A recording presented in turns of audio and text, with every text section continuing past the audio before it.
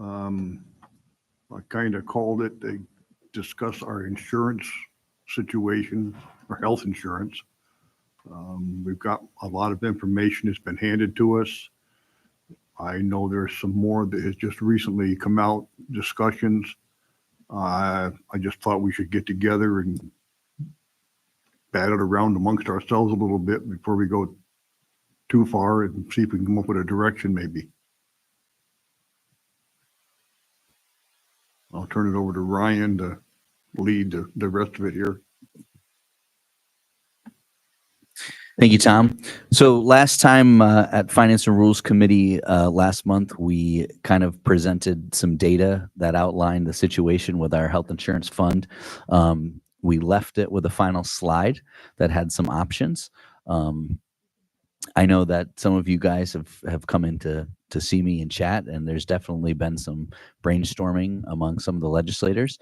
You guys had asked for a little bit more information, and so we were able to collect some things.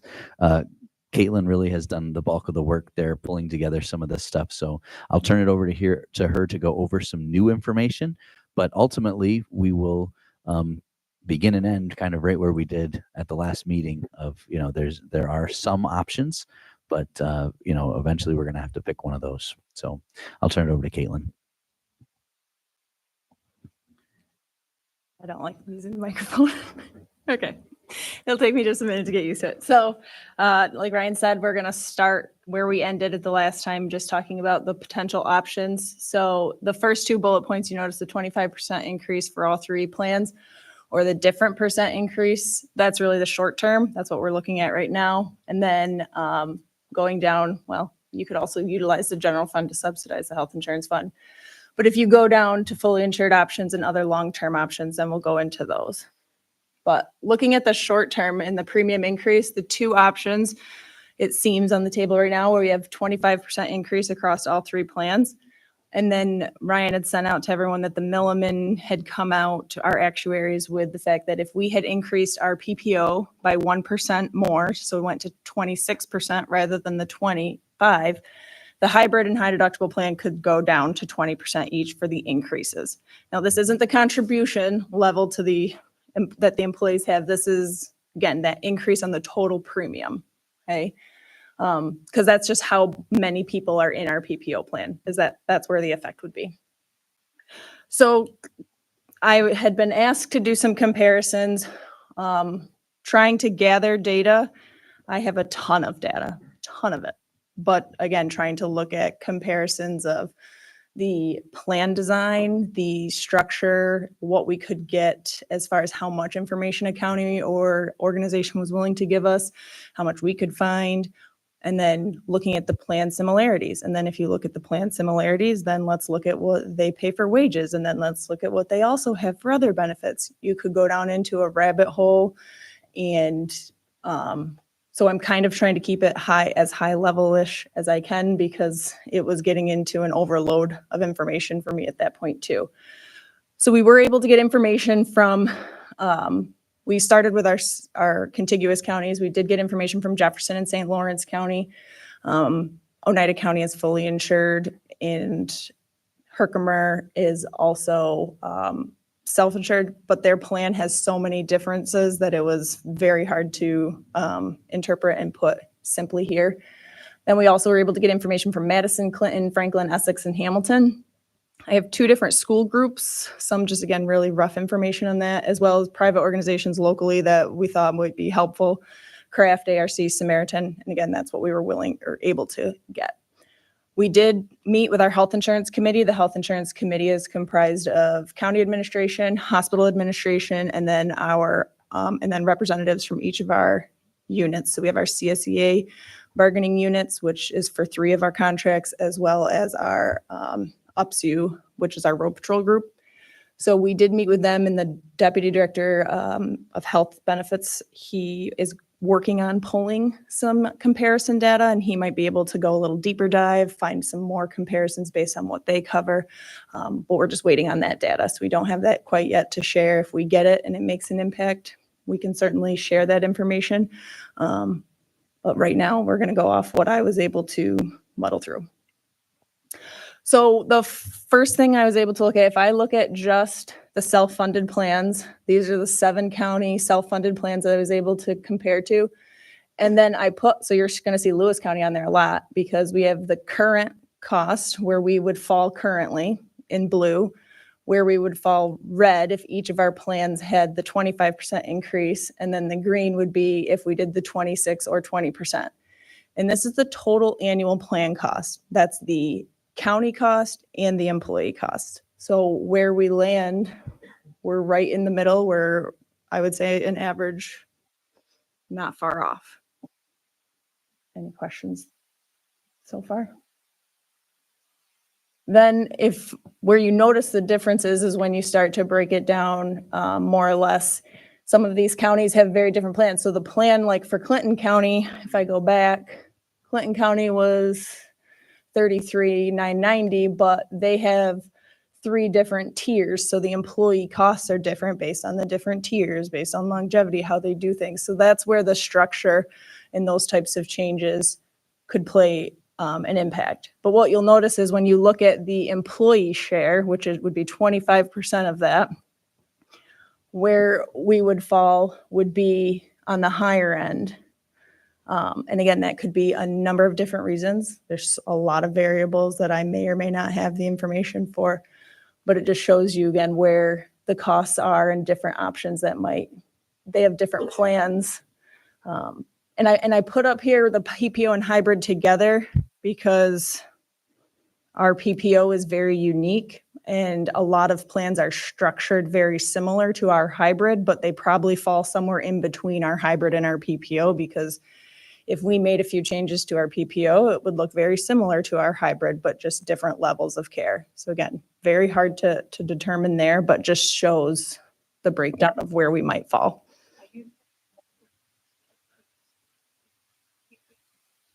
Well, if you look at the structure, it mirrors closer to our hybrid because they have co-pays, they have those types of things. But when you look back here, our PPO is our more expensive. Is this?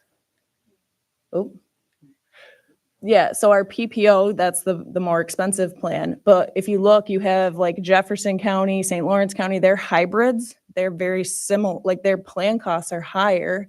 So they probably might be closer to our PPO like coverage when you look at the little details of the deductibles, out-of-pocket maximums, all of those variables that for me to go through a full analysis in that way, there would be no way I could do that turnaround myself for this. Not saying it can't be done, but just to show you there, that's why I think this is a good visual to understand that our plans, it's all based on structure and what you offer and how you design them.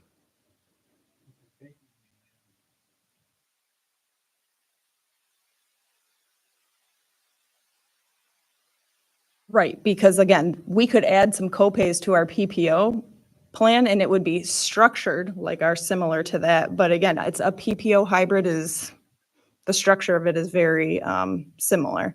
They probably don't even call it a hybrid. It's their PPO plan, but it's structured similarly to our hybrid. So that's why it falls, that grouping is really together.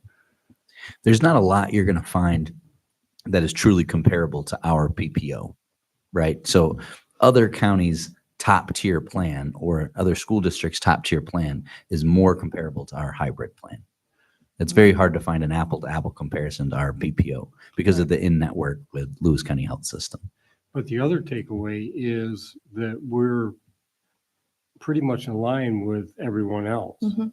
As far as total plan You know, cost. we've thought that we had, we had a poor health class or whatever, however you term that, but really we're comparative to just about everyone around us.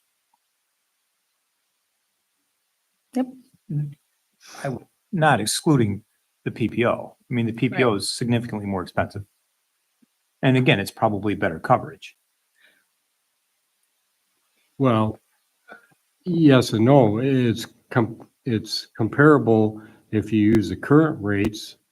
We're going to have to go up, but are these other counties in the same boat?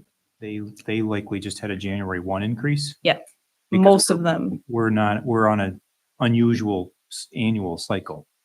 Okay. Most of them have likely just had an increase. Yeah, so I'm kind of curious too, what percentage of disposable income does that figure out to be for the different plans? I know you didn't want to go down the rabbit hole, but there's that out there too. You know, Right. what percentage of their income has to go towards this? well, and again, for me to have to go through and pull not only their health information, but then all of their contracts, their plans, and then pull to see what relation that is to ours. Not impossible, totally, it can be done. It's just a matter of, I can't, It's a large volume, some large volume of information. Okay. right, to work through and analyze, yeah. Well, every organization, structures their total comp package a little bit differently, right? So that's the trade-offs that you have, especially with a publicly union plan that has collective bargaining power like we have. It's different trade-offs. So then talked about the PPO hybrid plan and then the high deductible health plan. You can see we are higher on that side, but again, for us, there's not that many other counties that had that or that we could pull the information from the group we selected. They generally have more of that PPO hybrids type style of plan. But locally, that's where you have Kraft. A lot of people compare there. That's another big organization in our county. And then Samaritan as a comparison, comparison for the hospital.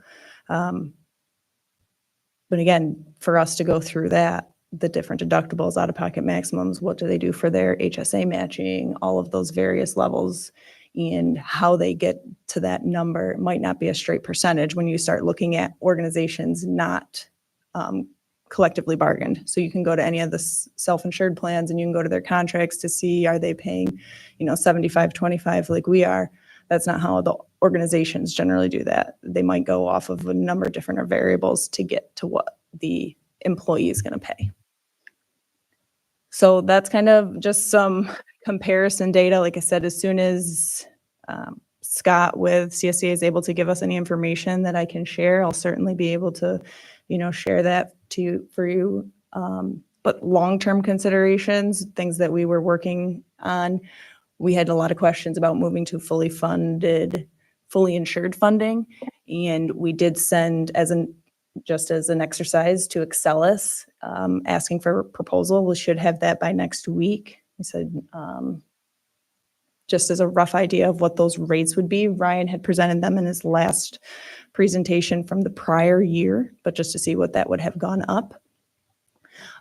We had a lot of questions about what if we changed and did a whole review on our plan. And some of the things that GKG had helped us with would be, how long does that take? That would minimally take 6 to 7 months just to get the information and then go through our health committee, then go through our board process, go through all of that in education sessions. So again, it's a significant amount of time and effort. That's why these are the long-term things of, if after we do our whatever increases we're going to have an effect on, what are we going to start to look forward to? That would be where we would look at that. And then just considerations there. Same thing with plan design changes. Those things would need to start essentially right after the plan renewal in June in order for us to work through what those would look like, make any of those plan design changes, to communicate them, to have the union vote on it. Any of that stuff would take a long period of time. Were you able to find what the participation, what the percentage weight is for other plans? How much the employees are contributing compared to how much the employers? I have that information. It does range from, we're a set, say 25-75. I have plans that range, I don't have it in this presentation, but they range from that all the way to 90-10 for an individual plan, 40-60-40 for a, for family plans. We have 85-15, 82.5, 87.5, 12.5. Every plan is negotiated a little bit different. So I do have all of those that I can give you. I can email out a summary data of that. But yeah, so we have some plans, for instance, I believe it's, I want to say Clinton maybe, that has, if you're just taking the individual insurance, it's 10% employee, 90% employer. But if as soon as you add a dependent or family member, then it goes 60-40. So it shifts dramatically. So for you as an employee to have that, that's, great. But then to add on to your family and your dependents, that's where it shifts. And that's one of the benefits of us me looking through all of these different things, is some of the plan design changes is what are other groups doing? Premiums based on years of service. They also do that. After 10 years, it might go down. 20 years, so for your longevity, and your reward there is to see lower premiums. The individual versus the family premium differences, or those spousal surcharges. I believe Ryan brought that up in the previous meeting. A lot of places do that. COBRA amounts. I saw some groups that have not just 100% COBRA, they pay 102 or 105% on their COBRA to bring a little bit more. And that's COBRA is when somebody leaves, they can still pay for our health insurance after. An opt-out analysis, a lot of people are doing those to see at what level would it encourage individuals to take what their spouse has. Incentive-based wellness programs, pre-65 retiree contribution levels, what do those look like? Again, all of those things are things we can look at and go down an analysis of and see what we believe, but they all have to be worked on and negotiated with our union, because again, that's a plan design change. So today, again, just those potential options for the short term is what, bringing it back, like Ryan said, starting and ending here, we have to kind of just you guys have to work through to discuss how you want to see an increase. And Two things to add about these potential options. The hospital board of managers was able to meet last week and discuss these options. They expressed preference for the different percent increases. That's correct, Jerry. And we also were able to meet with the union leadership last Friday, and they expressed preference for 25% across the board. So we've got typical.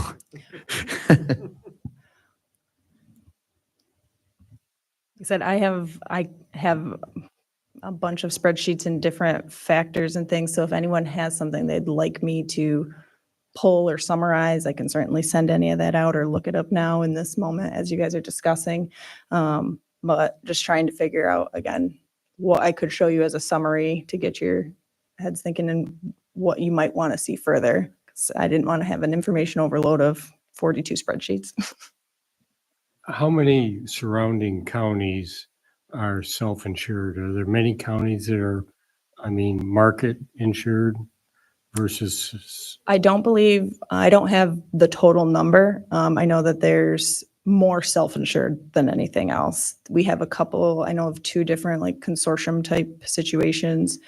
Tompkins County does one, as well as Cayuga County. Tompkins, I think, is bigger than Cayuga, but I'm not 100% sure on that. And then we have some groups that, yes, they are fully funded on the market, but we have a group that offers through NYSHIP as well. So they have different variables on how, you can still get a plan through us, or you can go through the New York State of Health Plan. And, they have there's a lot of different groups, but I believe most are self-funded. At NISAC, we had about 30 of the county administrator and managers together, and I asked for a poll around the room about fully insured versus self-insured, and there's only one county that raised their hand, Ontario County, but they have a very unique situation. They don't have insurance as part of their collective bargaining, so you don't get insurance as a county employee, but they have high compensation rates. So like we were saying, it's a trade-off.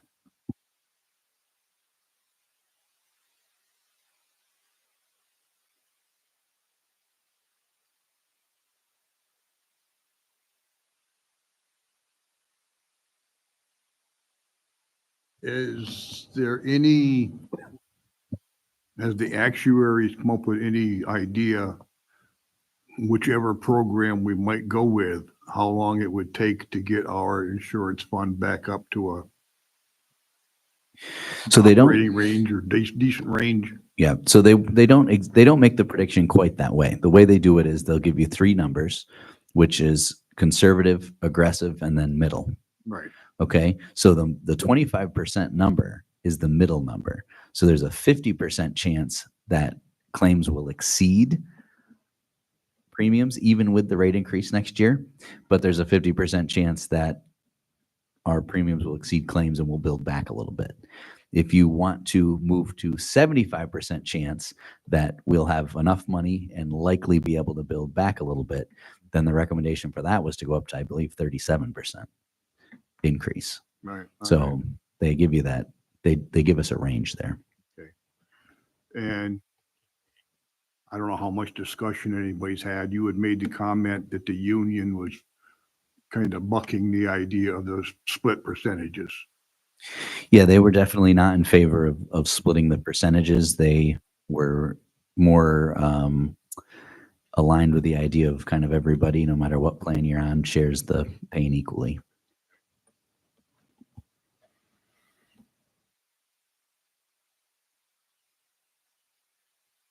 Any thoughts, comments from any of the board committee members? It's not a good situation, none of them, but we're going to have to do something.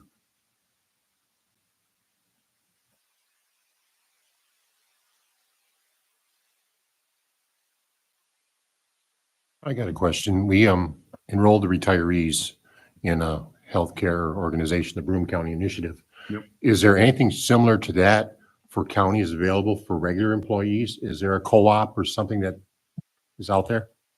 Not that I'm aware of. There are some regions that have come together, and I really only am aware of one. Tompkins County set up a collaborative where they took all the municipalities, the city of Ithaca, Tompkins County, and the towns and villages, and created a basically the way New York State treats it is you're creating your own insurance company.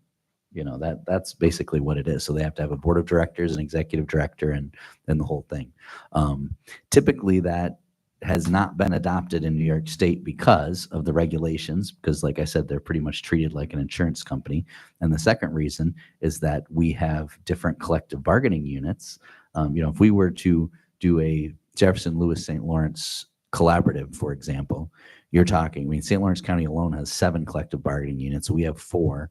Jefferson County, I don't know how many they have, but then you've got the city of Watertown who has police and fire that bargain collectively, separately. That's how you run into trouble with that, is getting everybody aligned, basically. Well, it seems like healthcare is a problem right straight across the board. There's got to be somewhere along the way that some kind of put together. I would be totally interested in that. I think that'd be an excellent thing for us to pursue, is to try to get some kind of regional thing going. I mean, that's the school districts have found a way to do that, but they've also had to get. It's a little easier because they only NYSET represents all of them, so they can get people aligned a little bit easier. You know what I'm saying? But I think it's something to pursue in the long run, certainly.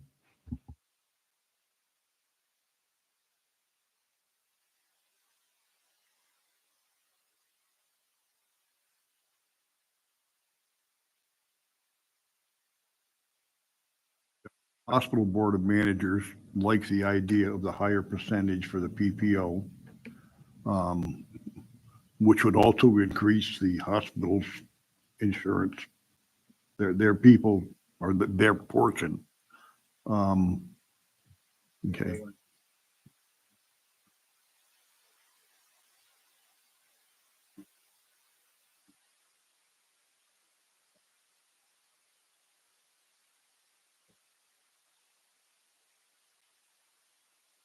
Right. Okay.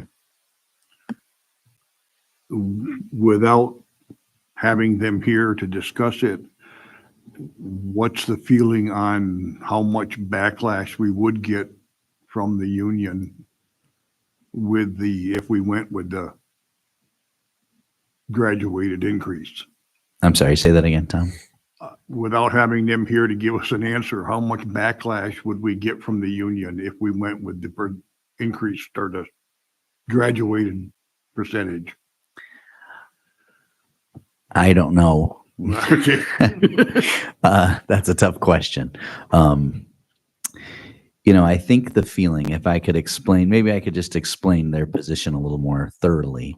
The feeling is, there are some folks that are covered by the PPO plan that have pretty, extreme health issues or, chronic issues that cost a lot of money.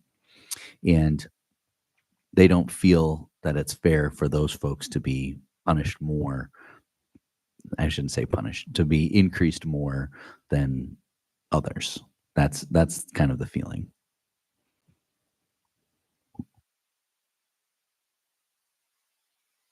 I think If I could just add something, for the county, I can't speak for the hospital's contract because I think that is a little bit different. But for the county, the union doesn't have much to say certainly about the hybrid.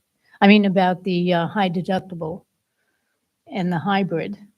And again, this is not changing any of the percentage contributions by the employees, which the union, that's what was negotiated. We're all at 25% of what the premium is, but it's the county that makes the decision on what percentages we have to do to keep this fund balance in a safe place. So in my mind, yes, we want the input from the unions and all, but it's not a union decision. I think one thing too to point out, and when we were looking at this, the unions ourselves, anyone hired now cannot take the PPO plan. So that's been negotiated so that anyone that's currently an employee has the ability to always use the PPO plan at any point. But if you're coming in, you're only going to be eligible for our hybrid and our high deductible plans. So I think one of the, benefits of only increasing that by the 20% is to keep those as competitive as possible. Because in recruitment, we do see a lot of times our health insurance might cost more than other places for the employee. So that's a deterrent. And I don't know how much it's brought up frequently for our group. I'm sure it's something that the hospital is also concerned with. They don't have, their competitors are private sector. They're not, at least my other competitors are with other counties and self-insured plans. But that's something also to consider is that the two plans, the hybrid and the high deductible, are the only two that new hires are eligible to go to. So trying to keep those as competitive as possible. What's the average pay for a county employee per hour? Per hour?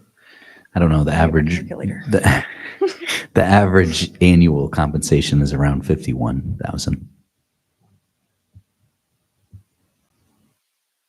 We put this in a dollar amount for them, what the raise is gonna be. I mean, with the cost of food and everything going up. Yeah, we did. I think that was part of my last presentation, and Jeff had a great spreadsheet on that, which I have here.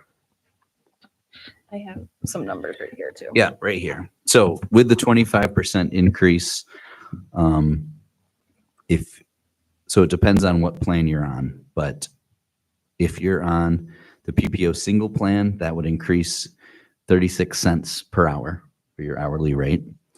If you're on the PPO family plan, it would be a 95-cent per hour increase, so nearly $1 per hour increase. Hybrid single plan, 27 cents. Hybrid two-person, 53 cents. Hybrid family, 76 cents. High deductible single, 23 cents. High deductible two-person, 45 cents. High deductible family, 65 cents.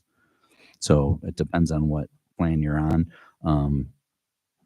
But if you are on the PPO family plan, which is, I think that's got the largest enrollment, you would be paying nearly $5 an hour of your salary or your hourly rate right off the bat for health insurance.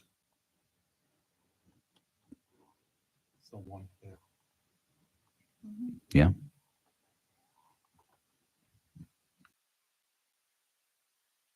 But again, I would just like to add that this PPO plan is collectively bargained and has not changed. Not a single ounce of plan design change in at least 15 years, and probably more. I don't have institutional knowledge beyond that. I mean, the world of medical insurance has changed a lot during that time, and our plan has not changed at all. That's why the county independently offered the two new plans, because we recognized that we needed to get some plans out there that were different and a little more competitive. So, that there's not much we can do. Like Caitlin said, there's certainly plenty of options, but without them being collectively bargained, we have the plan that we have. I mean, there's ways to make that cheaper. There's plenty of ways to make that cheaper immediately with copays and deductibles. That those types of changes have been resisted by the union. The employee has the option to Yes, make those adjustments. correct. And the union never objected to this creation of these other two plans? They weren't really involved in that. We created the other two plans and made them available. So as an employer, we can't limit a benefit without collectively bargaining it, but it doesn't prevent us from adding new benefits. So that's what they did in 2016, was add two new plans. Since then, though, we have added those plans into our collective bargaining. So the hospital and the county, now they are shared plans by the union and the county. So we could introduce a third plan. It's A not part of the fourth. collective bargaining if we so chose to do it. a fourth plan, yes. Excuse me. Yep. There was a discussion about the high cost of certain individuals running up. There was mention about a stop loss insurance policy. I don't know if anybody's aware of how that works. Could you explain that and Sure. how that works for us? So we buy insurance for the self-insurance plan. Okay. So we have a deductible of $225,000. So any individual that is covered by our health insurance, once they reach $225,000 of expenditure from the plan, we have a second level of insurance that kicks in for that person. So the plan, if someone runs up, a $550,000 medical bill over the course of a year, the plan is only paying $225,000. The reinsurance is another way to think of it, pays the additional $225,000. We pay, I believe our deductible last year was approaching $2 million for that. What were we at? We're at about 1.1 million 1.1? currently, but it's our proposal for next year is going to go up. Was it 36%. 36%? So. Yep. So we pay $1.1 million at the beginning of the year, so that every time someone reaches $225,000 plus, they're covered by that reinsurance. And if you think about it, I don't think you can have a plan like this without that. I mean, think of if one person, God forbid, had $5 million of claims in a year, your plan would, be underwater. It would be bankrupt quickly. So you have to have this type of insurance. My memory's not perfect, Ryan. Maybe think when I started, I think our stop loss was maybe $600,000 a year. So just in 4 years, to some extent, because of all those high cost claims, the cost has gone up significantly. Yeah, I don't think Excelis is going to watch this committee meeting, so I think it's safe to say this, but we have never, in the years I've been here, been on the losing end of that insurance. They've always paid more, which is why our premium goes up every year.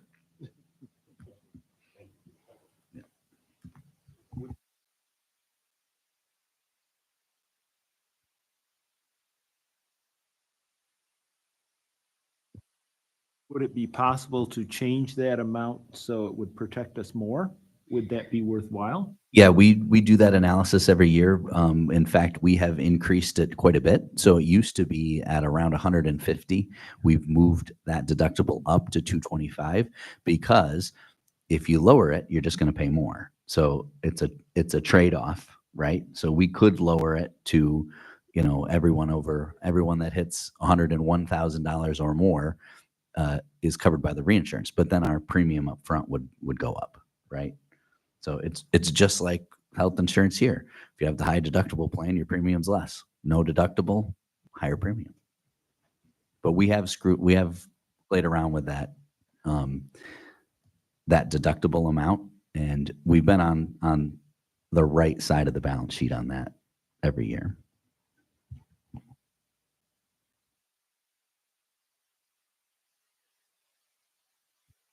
What fund does that come out of, the payment for that? Eric, I'm pretty sure it comes out of the health fund. Yes, that all comes out of the health plan itself. That's one of the expenses of the plan. I mean, the primary expense of the plan are the claims. This is the second largest expense. And then we have some consulting expenses for GKG and Milliman and a few other things. How much are those?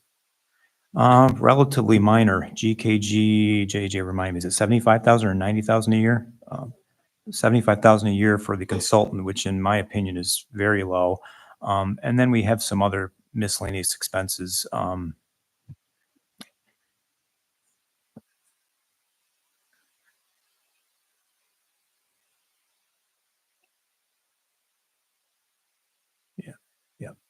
The higher it go, the higher the deductible. Total claims admin for the 23-24 year was 356,000. That includes Excelis and GKG and Milliman. So in a $17 million plan, it's not fees that are hurting us.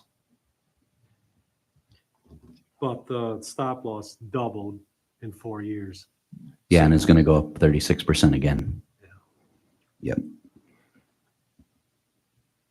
But without the stop loss, so here's another interesting fact with the stop loss. We got our quote for next year for stop loss. They would not cover us unless one individual was removed from stop loss coverage because one person had accumulated such a high number of expenditures. I'll be honest with you, one person alone took more expenditures than the entire premium we paid to Excelis. So next year they refuse to cover that particular individual. That particular individual, we believe, will be going to the post-65 plan, so it won't be an issue. But our stop loss is becoming an issue. We get a good deal on our stop loss because Excelis doesn't want a different carrier to get a piece of our business. So they're willing to lose a little bit on stop loss because they've got the rest of our business.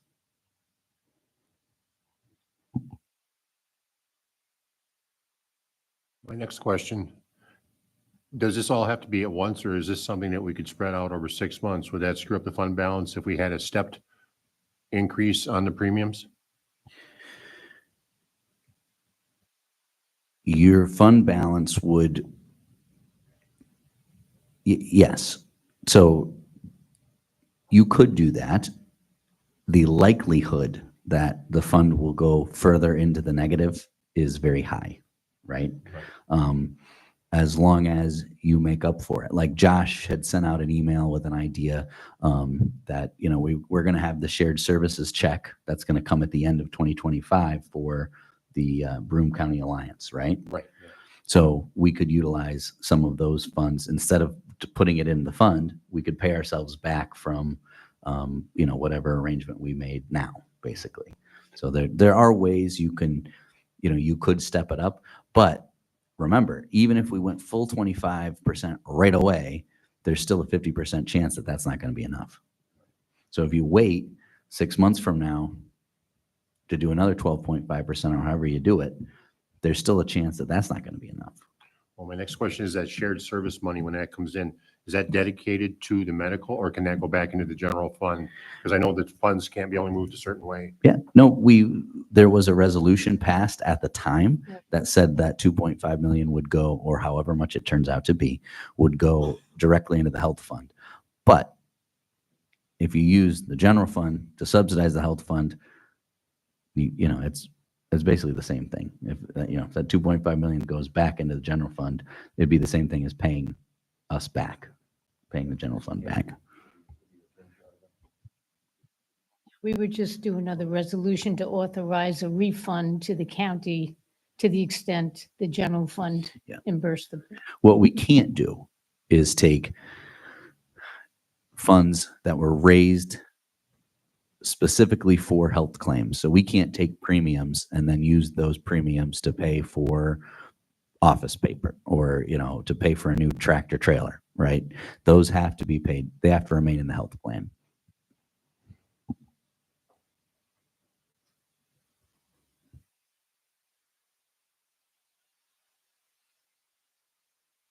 So I guess we're at the point where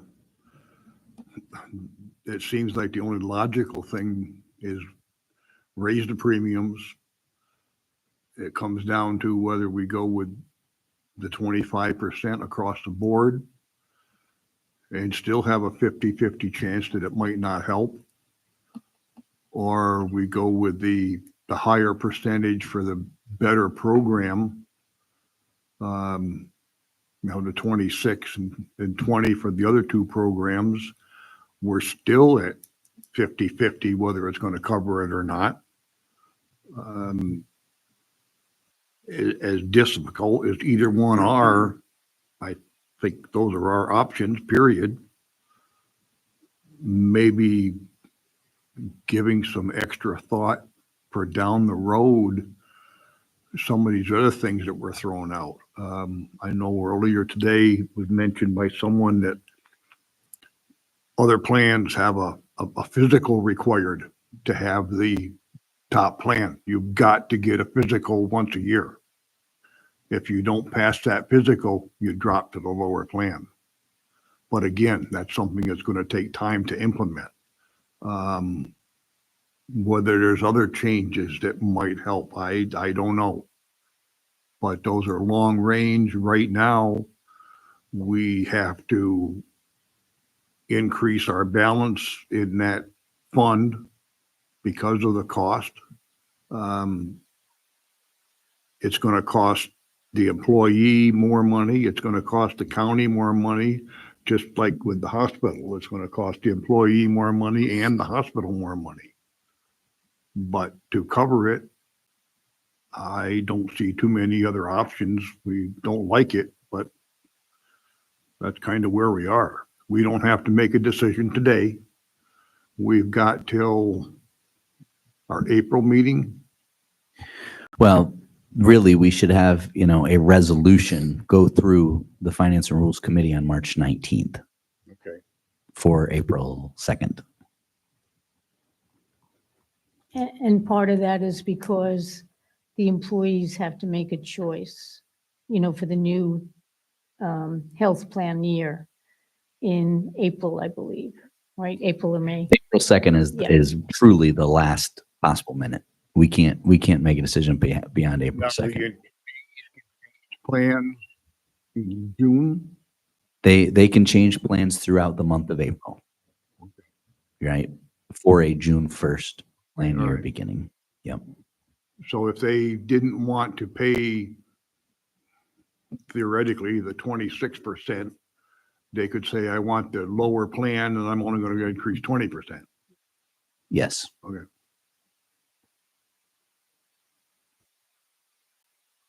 20% on lower numbers. All right. Okay.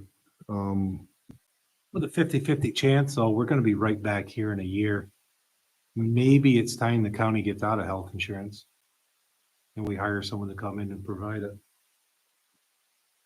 I mean, So that's an option, but that's an option that takes 6 to 12 months. So either way, we're going to have to make a decision now. That is something that we can discuss. My opinion, and this is only my opinion, is that health insurance already is driving 10% of the hospital's total expenditure of their entire budget. Employee benefits at the hospital are creeping up to about 23% of the entire budget.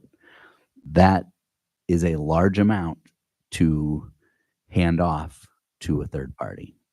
So You know, we end up being stuck with these decisions, you know, every once in a while, and they stink, and we have to be the bad guys. But I think personally that's better than being dictated from a third party, because once you're in that, you know, our flexibility is basically gone, and that's a large part of the hospital's operation. And the reason I say the hospital is because, you know, we let's be honest, we can get more revenue here at the county. The hospital, you know, their revenue is based on the business they do. So that's why I'm hesitant about that. But it might be a good exercise to go through and you know, see if it's any cheaper. You I know, think there's certainly benefit to, no matter what the committee decides and the board ultimately decides, I think going out for an RFP to see what those numbers really are could be helpful after this first decision, and to see where we are when we might have to consider raising them again unless there's some plan out there that looks better, taking into account all the factors, including the effect on the hospital and the cost, and the possibility that they'll maybe give you a good number for the first year, but the second year it may jump up quite a bit. right? That would be my only. So, two hesitations to doing an RFP. One would be it's going to be a lot of work. Not to say it's not worth it, but it'll be a lot of work for a lot of people. And two, you could get a large company that lowballs us at first, and then once we're in, they then have sole control over our claims. So, but that's something that, you know, if the board wants to go down that road, we certainly can do it.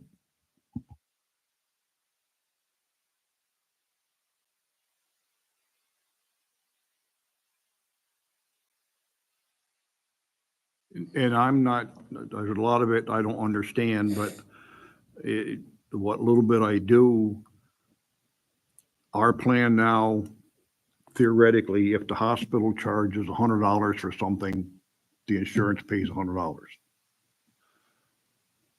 If it's with Blue Cross Blue Shield, as an example, that's the only name I can come up with.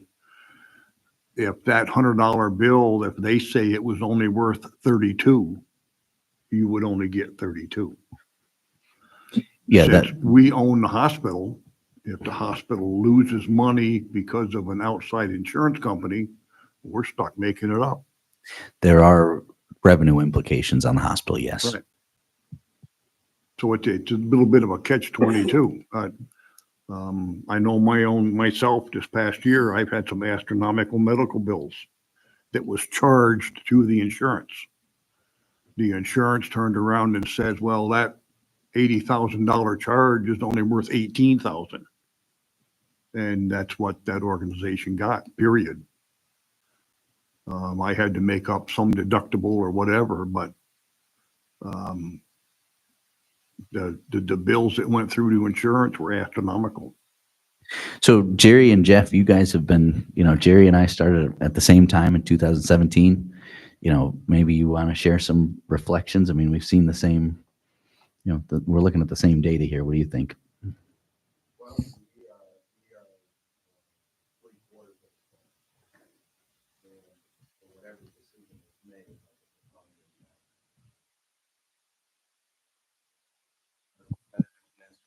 Health organizations.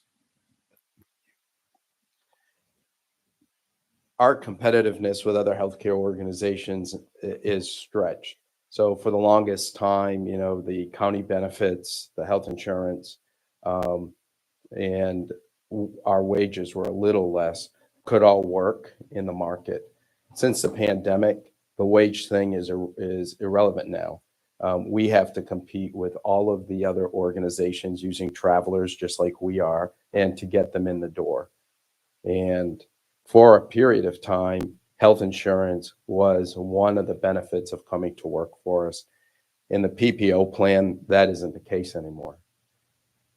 I am hopeful that we'll have many more employees transition to the hybrid plan. Jeff worked out some numbers. A family going from the PPO to the hybrid in the current 25% model would result in about $1 a week. It would cost them $20 more for the year than what they currently pay now. So if you are currently paying the family PPO plan, it costs you $5,000, $6,000, $7,000. I'm not sure the amount. But if you switch to the hybrid family, your increase for next year wouldn't be 25%, it'd be $25. Now, full transparency, I have the hybrid. I have done the analysis. Insurance is very, very personal. It is not an off the shelf. Everybody is in the same situation. That is not the case. So everyone really needs to look at their own personal experiences and situations. We have the resources to sit with each individual and go over the 3 options. We are not forcing people to pick the PPO plan. We are giving them 3 options, and they are 3 really great options. Not one plan is really less than the other. One plan is just different in insurance premiums and out-of-pocket expenses. So they are really 3 great plans. In my situation, I look at the cost for the employee versus the difference between the PPO. The PPO would cost me $2,000 more a year. So I look at it as, will I spend $2,000 in deductibles? I won't. So I pick the hybrid. Now, some may be in the situation where it might cost them more than $2,000 in deductibles and copays. So maybe the PPO is better for them. But everyone really needs to take a look at their own individual situation and look at our 3 great plans. The hybrid plan is a HSA funded plan. That is money in their pocket they can use, not maybe this year, but down the road if they have a high cost year. So again, we're offering resources for every individual to come in and review our plan in their individual situation. So again, we're not forcing people to pick the PPO. Really look and examine every option we're giving you. So I think about also the competitiveness of the hybrid plan and the high deductible plan. So if the decision is to make it 25%, then those who have chosen the hybrid and the high deductible actually are subsidizing the PPO plan. So that's where I certainly appreciate where the Board of Managers came, to their conclusion that there should be a different percentage assigned to the different plans. I also appreciate the union's perspective, right? Equal for all. Like I understand that, but you reach a point where the benefit of the hybrid and the high deductible becomes limited if you take that approach. Jerry, you and I have talked extensively about the fully insured. I mean, what do you think? You researched it. So I came from an organization where we used to be fully insured and we transitioned to a self-insured. Only because, to Ryan's point, you control your future and they will determine if it's a 5% increase, 10% or 15%. We were more evolved in the high deductible plan and had more of a hybrid model. So our costs were maintained. And then subsequently, they became part of a larger organization. And then there were more covered lives. So the numbers game is important here as well. One of the things we want to be cautious about, you buy insurance in case the bad stuff happens. And, we have 24 individuals who have bad things happening to them right now. It's important in our conversations, and we're very mindful at the health system. We don't want to blame those people, right? We all buy insurance, and if you have enough people buying insurance, then there's a sense of communal protection. And we truly do have a group of folks in our community who are just dealing with some difficult things.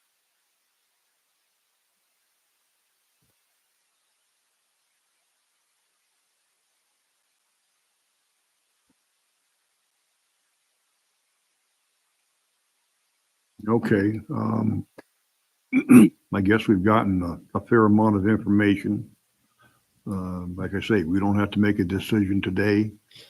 We can give it some thought, discuss it a little further. and decide what we want to do. There's advantages to both ways.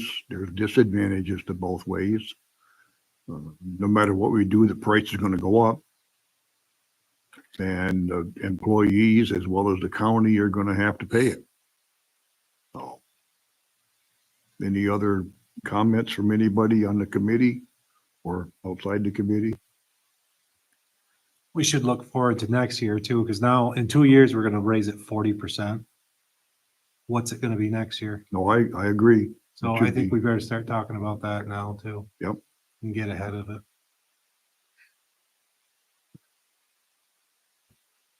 Anything else? Well, I do think this was a good conversation. And you don't have to make a decision until the 19th. But if we're going to have a resolution in the packet for the 19th, it would be good to know which way folks are leaning, or do you want us to prepare a few different resolutions and you guys can kind of pick and hash them out then? How do you want staff to proceed? Well, like I said in one of my first emails on this is I kind of like the idea of the graduated increase, only in that if you want the best insurance, it probably should cost you more. Over the years, most cases that I've seen, the only difference in programs is pay me now or pay me later. You either pay it in premium or you pay it in a deductible. You really run the numbers and they come out pretty close to each other.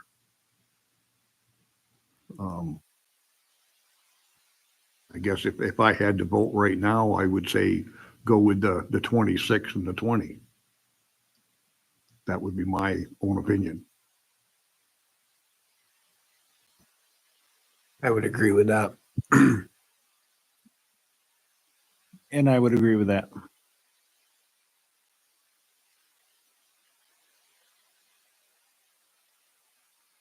I won't agree with that unless we tie in that we start looking for a final solution to this.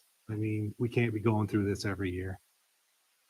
And I totally agree with you, Barry, but it's pretty obvious that the answer to this question is to modify the PPO plan, and that takes union buy-in and union involvement. We've tried to do that over the years many times, and finally we ended up introducing the hybrid and the high deductible because we could never get any movement from the union to put a deductible on or anything else. That's the answer to this is, to modify that plan, but that part of it's out of our control. Well, you can keep the same plan design and have it buy it off the shelf, right? So Excellus keeps all of our, just for example, Excellus or MVP or whoever keeps all of our plan designs. We just buy it from them rather than keeping track of our own claims and premiums, basically.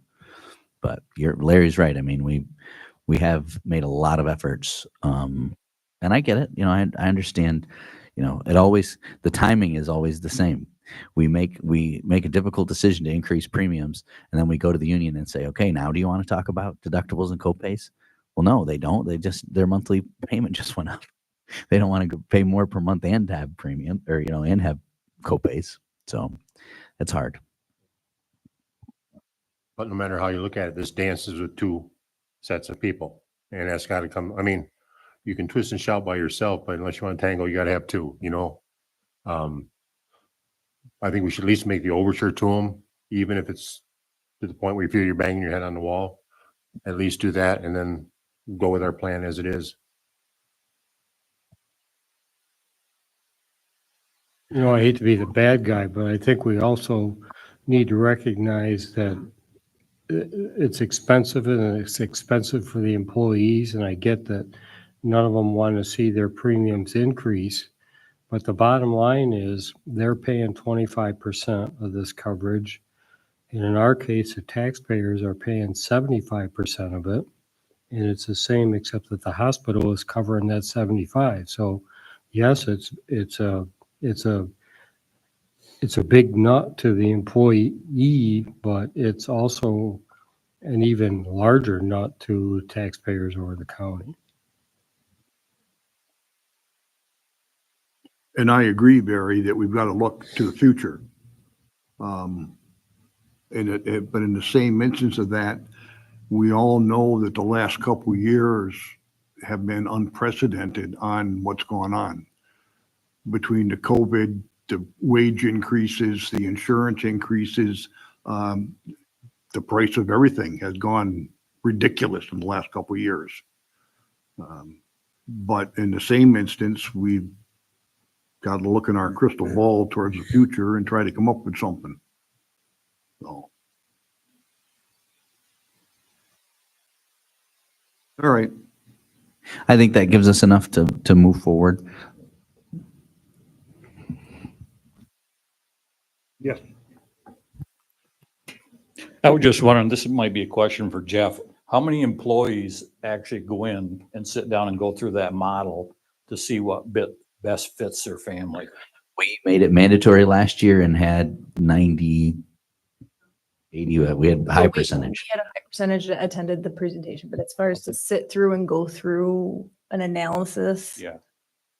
with Susie, there's a handful. I think The that that's one-on-ones. something we want to try to engage and push more this year rather than the full presentation model. Not to say we won't do that as well.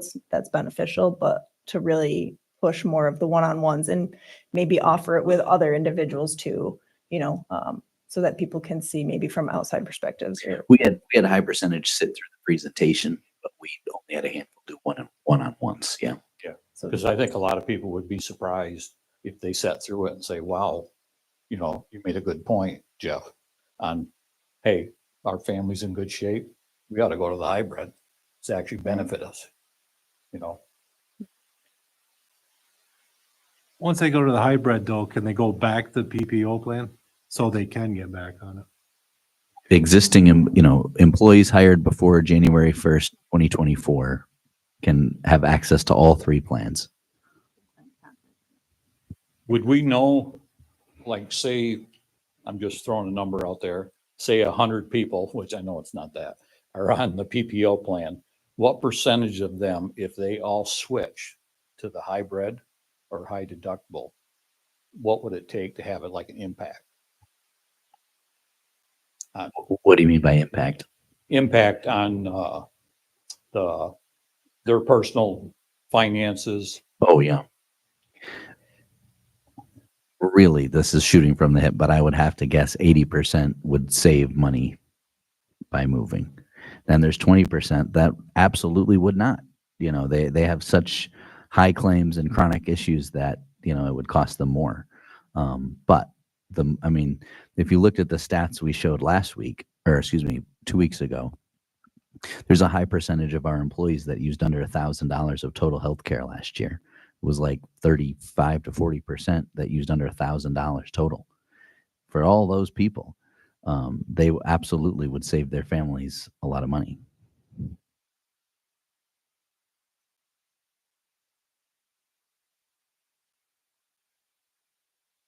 I received a lot of calls on this and at least a dozen or more people told me they will opt out. How does that affect the plan? They won't take our insurance at all. No. They're not paying in, so. Right. Well, it depends on their claims history. We do provide an opt-out incentive. So I forget what we're at now, 2,000 maybe. Yeah.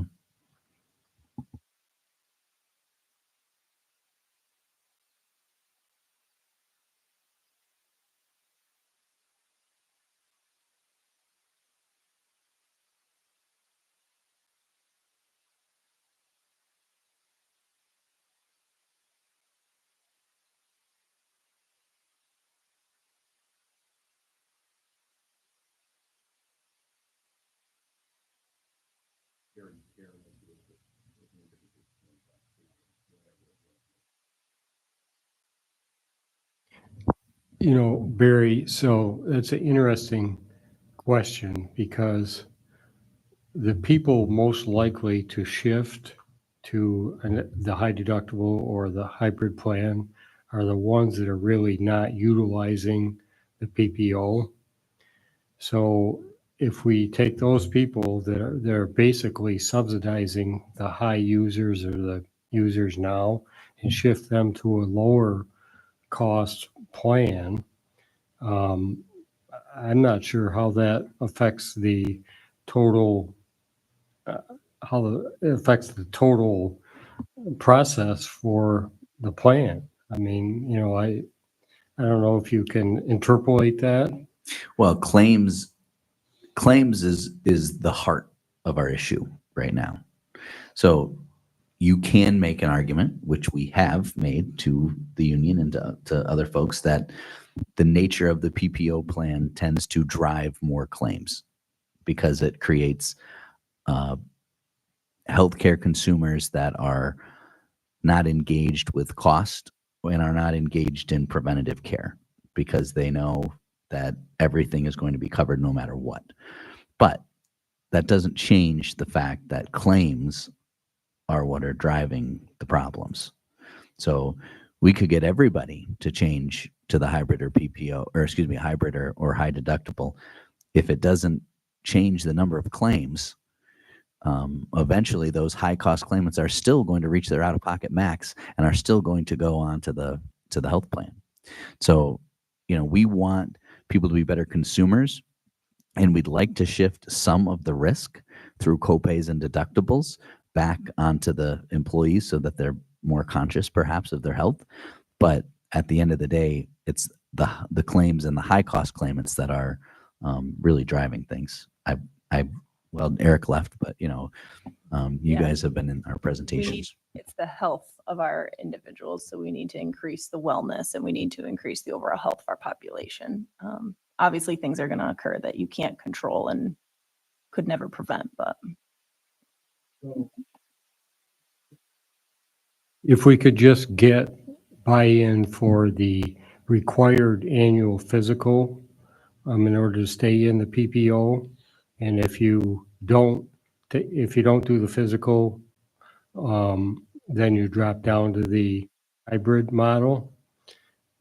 I think a lot of our problem is that we have medical issues out there that don't get diagnosed until it's quite a ways down the event, so to speak. So if we could just require a physical on an annual basis, it may pick up some of this stuff and we may be able to treat it at a lesser cost than if it just goes undiagnosed until, you know, it gets to be a big problem. We do incentivize folks to take advantage of an annual screening that we have right at the workplace. If you're on the high deductible program, you get an extra $500 in your HSA for doing that. If you're not, I'm having a hard time recalling what our incentive was for that. What was it? So we pay people $100 now just to go through the screening, no matter what plan you're on. But $100 is far less stakes than what you're talking about, Larry. I think Caitlin and Tom could mention this with Kraft. There's certain screenings you had to go through, tobacco and a couple Yes. others. And if you tested positive, you paid a different rate. You Yep. paid a higher rate in order to do Yeah. that. We do that too, the tobacco attestation. But again, that's only for the plans that we introduced back in 2016. The PPO plan does not have any of that. Right, that very much structure that you're talking about, we do that same with the biometric screenings, but it's only really impacting the high deductible health plan because that's how crafts work too. That's the structure of that. The other question I had is we've been using union as a singular. Mhm. There's actually different parts of the union that we're dealing with, right? Four different sections there. As you think one might be more approachable than, I mean, I understand what the union's there to represent their people, but are we presenting the same package to all four? Maybe we should look at something different. And that health committee is encompassing all of those groups. So the health committee, 3 of those groups are all under CSEA and under the same labor relations specialists and benefits specialists that are going to assist us. And then we have 1 additional group with our road patrol. And so again, and they're good to work with. So it's really the bulk of our employees are under the CSEA group. And that's again where that health insurance committee comes together to hopefully be able to present it. So I think really if you can get the buy-in from that CSEA group that encompasses much, yes, they have to go across 3 units, but if they can communicate it on their side, I think that's very helpful. I would like to think, we've talked a lot with our folks at GKG. The CSEA has a health insurance consultant that comes to the table with us, Scott Futia, he definitely knows his stuff. If you look at our claims data, we've had a couple bad years. We've had a couple bad years with 20 plus high cost claimants. The way you hope things work out when you're self-insured is you get a couple bad years, you get a few good ones. You get a couple bad years, you get a few good ones. We're basically 2.5 years of bad claims data. You would have to think that eventually this is going to turn around a little bit. So that I am optimistic, that we're not just going to be right back here, next year. I mean, eventually this will turn around, but it really is the claims that is the main culprit. So.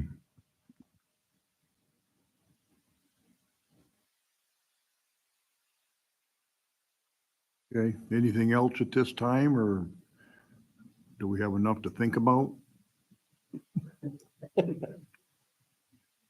I appreciate everybody's time and give it some thought. And, I'm available most of the time, either by email or phone, if we want to discuss it. And we'll see what we can come up with. All right, thank you.